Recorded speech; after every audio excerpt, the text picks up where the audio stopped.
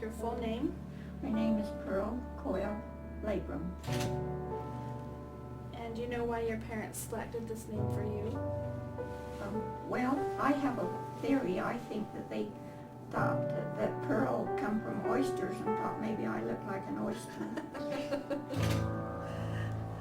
I don't think so, but that's entertaining.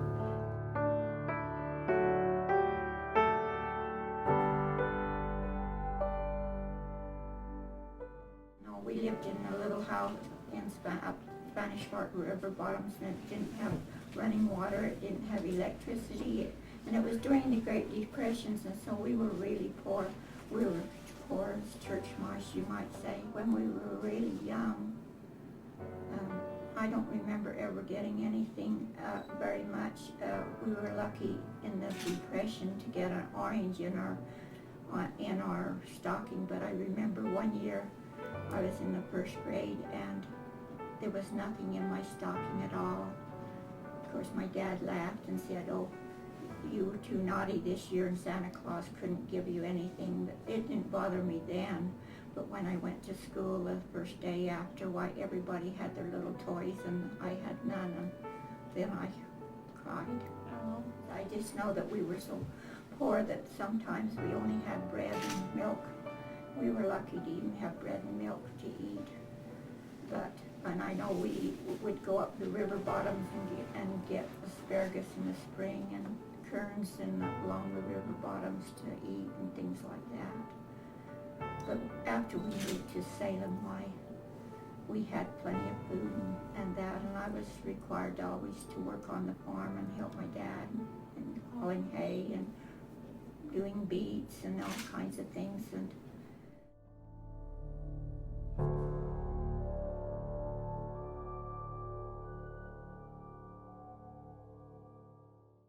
my father wasn't active, my mother was, but we had to walk to go to church 2.5 miles because that's how far we lived from the church house.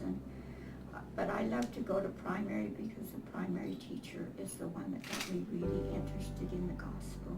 So when I was 22, the bishop asked me if I'd like to go on a mission. I told him I'd love to, but my dad was still poor and he didn't know how. He said he didn't know how he'd keep me on a mission, but I had saved a lot of money, so that helped. You served your mission in Montana, right? Yes, I went directly to Montana and served there, and it was wonderful.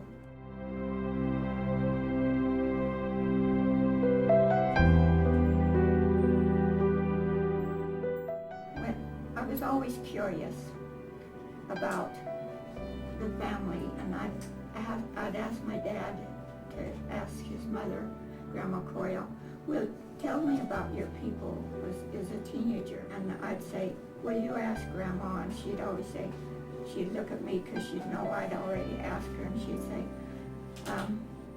"What people don't know about our family doesn't hurt us." And that's all she'd say. But the reason I was really interested is because when we first moved to Salem, up in the attic, there was a big room, and it was just full of old articles, old things like phonographs and everything like that. And there was a big box of pictures.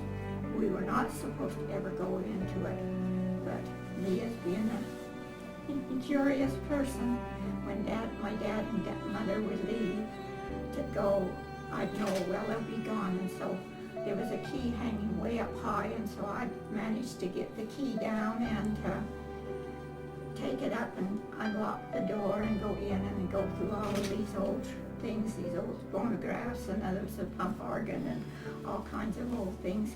And then there's this big box of pictures, and it just amazed me. And I think, who are these people? Who are these people? But I never did find out other than they were my ancestors, because whatever happened to the box after Grandma and them came and got it, nobody knows what happened to the box of pictures. My patriarchal blessing said I was to search after my ancestors and be a savior on Mount Zion for them. So that's when I started, and I started way back in the late 60s and early 70s. And been working on them ever since, and there's still a lot to find.